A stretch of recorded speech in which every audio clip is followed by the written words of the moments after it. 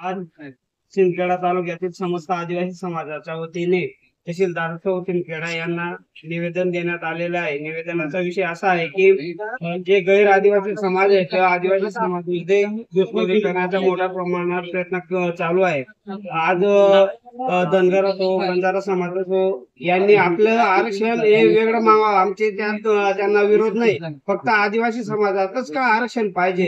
कारण अगोदरच आदिवासी समाजाची खूप दयनीय अवस्था आहे, त्यांचा विकास जसा पाहिजे तसा झालेला नाही। म्हणून त्यांना आमची विनंती आहे, त्यांनी स्पेशल 10% 20% ज्यांना जेवढं असेल पाहिजे असेल त्यांनी स्पेशल त्यांचं आरक्षण मागावं, फक्त आदिवासी समाजाचं आरक्षण मागू नये। म्हणून याबाबत आम्ही आज तहसीलदार साहेब यांच्या मार्फत राज्यपाल महोदय व मुख्यमंत्री यांना निवेदन देण्यात आलेलं आहे।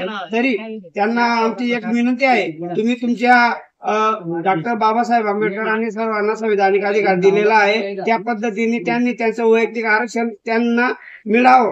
पण कुठल्याही समाजाला किंवा कुठल्याही जमातीला उद्देशून कुठलेही खराब वक्तव्य करण्यात येऊ नये अशी आम्ही त्यांना विनंती करतो। तुमचं आरक्षण तुम्हाला मिळावं आमची पण इच्छा आहे, फक्त आदिवासी समाजात कोणी घुसखोरी करू नये किंवा आरक्षण मागू नये अशी विनंती सर्वांना आहे। जिंदाबाद।